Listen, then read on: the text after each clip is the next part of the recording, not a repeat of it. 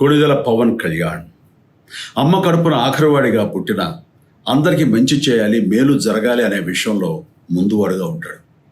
తన గురించి కంటే జనం గురించి ఎక్కువగా ఆలోచించే మనస్తత్వం నా తమ్ముడు కళ్యాణ్ బాబుది. ఎవరైనా అధికారంలోకి వచ్చాక ప్రజలకు ఏదైనా చేయాలనుకుంటారు.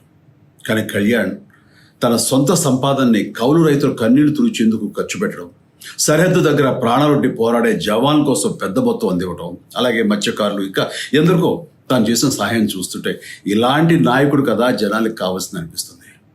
ఒక రకంగా చెప్పాలంటే సినిమాలోకి తను బలవంతంగా వచ్చాడు, రాజకీయాలు మాత్రం ఇష్టంతోనే వచ్చాడు.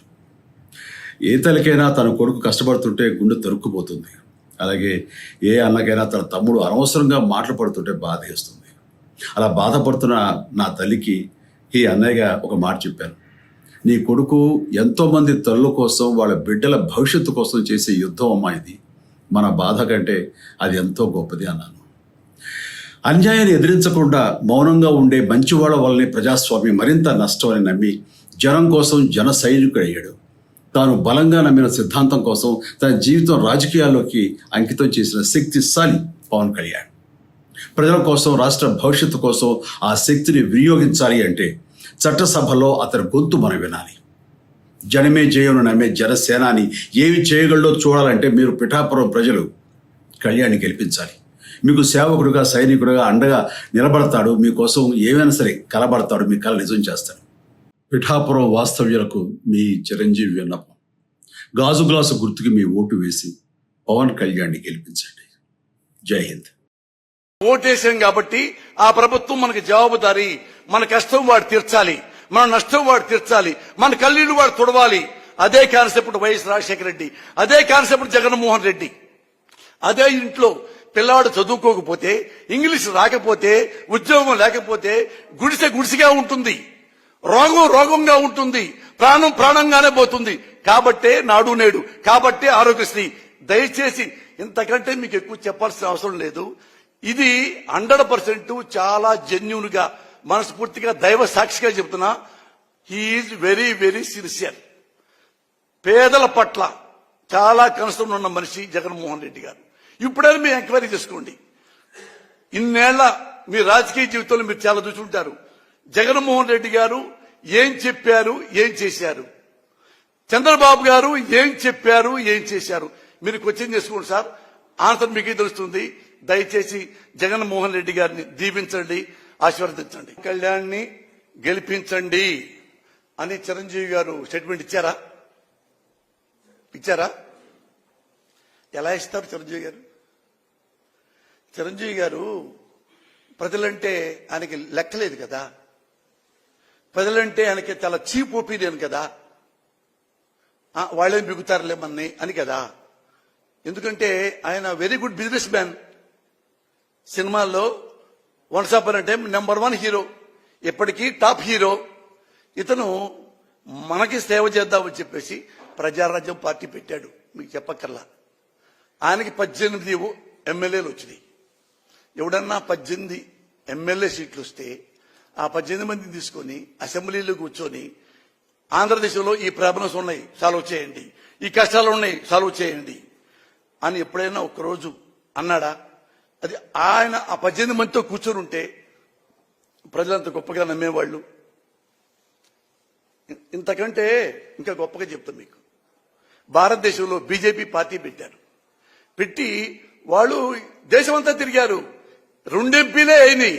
2. ఒకటి ఆంధ్రప్రదేశ్లో ఉంది, తెలంగాణలో, ఒకటి ఇక్కడ యూపీలో ఉందనుకుంటా. 2 ఎంపీలు అయ్యారు. అరే ఇద్దరే, ఇంత భారతదేశంలో 2 ఎంపీలు మన దగ్గర వచ్చినారా? మిగతా ఎప్పుడు రావాలి, ఎందులో మనకని చెప్పి బీజేపీ పార్టీని మూసుకొని ఎవరి దారి ఇంటికి వెళ్ళిపోతే ఈ రోజు ప్రపంచంలో అత్యుత్తమైన శక్తి ఉన్న పార్టీ బీజేపీ అయ్యేది కాదు. ఎందుకు? 2 ఎంపీలు ఉన్నా గానీ మళ్లీ భారతదేశం మొత్తం తిరిగి అధికారంలోకి వచ్చింది.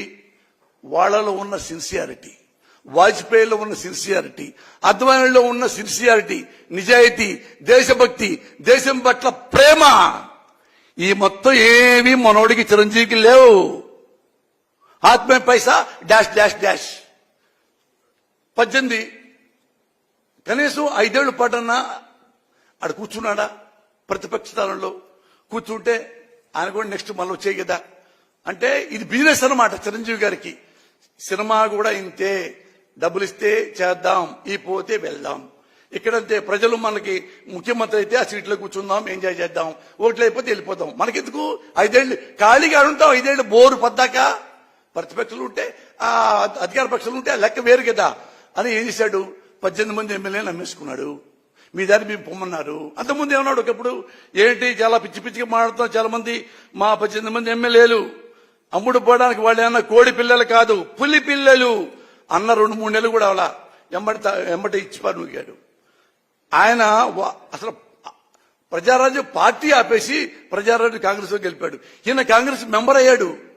దాని బహుమతిగా తులసిగా ఇచ్చారు, రాజ్యసభ ఇచ్చారు, సహాయ మంత్రి ఇచ్చాడు, అవన్నీ చేశాడు. మరి అక్కడన్నా ఉన్నాడా?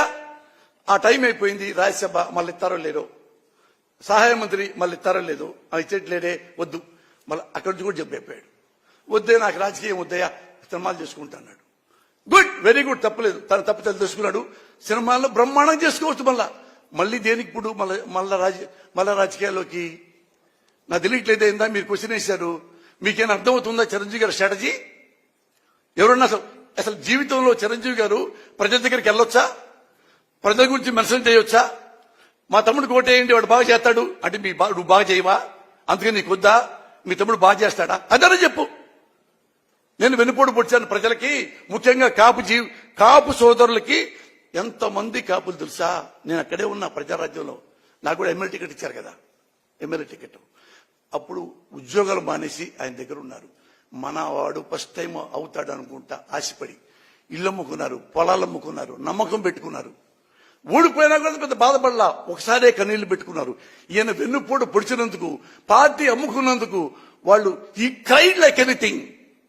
కానీ ఇంకా చాలా గొప్పవాళ్ళు కాపు సోదరులు ఈ మాత్రం ఏమనకుండా తను వాళ్లే గుండెల్లో సర్దుకొని బాధ పడ్డారు. ఇప్పుడు మళ్ళీ ఈయన వచ్చేసి ఏసనే చిరంజీవి మా తమ్ముడు పార్టీ పెట్టాడు, ఆ పార్టీ ఈ పార్టీ మీరు కలిసి 6 నెలలన్నా జనాన్ని నమ్మించారు. మీ వాడు 1 month కూడా మా నమ్మించలేపాడే, అయినా మళ్ళీ ఇస్తారా? అవునులే, రాజకీయాలు కదా, ఓటు హక్కు మీకుంది, మీరు నుంచోవచ్చు, మళ్ళీ ఎమ్మెల్యే అవ్వచ్చు, మళ్ళీ మంత్రి ఏమో, మళ్ళీ చిరంజీవి గారు ముఖ్యమంత్రి కూడా అవ్వచ్చు. నమ్మకం లేదా మీకు? గుర్రం ఎగరావచ్చు. What can we do? ఇది అన్నాం అనుకో, ఏమంటే తెలుసా, ఎమ్మటే తిట్లు, లం డ. అంటే అసలు రియలైజేషన్ లేదు మనుషులకి, రియలైజేషన్ లేదు. అరే ఒక తప్పు చేశామే, ఐ డిడ్ మిస్టేకే, అన్బేరబుల్ మిస్టేకే, మనం రిపీట్ అవుతామే, లేదు. రియలైజేషన్ లేదు. అన్నవాడిని డిమారలైజేషన్ చేస్తాడు. వీడు మనకు క్వశ్చన్ చేస్తాడా? చేస్తా. ఎందుకంటే నేను ఓటర్ని, ఈ దేశంలో ఒక పౌరుణ్ణి, ఓటకు ఉన్నవాడిని, మంచి నాయకుడు కావాలనుకునేవాడిని. వీడు మంచి నాయకుడు కాకపోతే నేను వద్దనుకునేవాడిని. నాలాంటి వాడికి సమాధానం చెప్పగలిగితే మీరు ఎక్కడైనా బతకగలరు. ఎందుకు చెప్పరు? You are unfit for politics.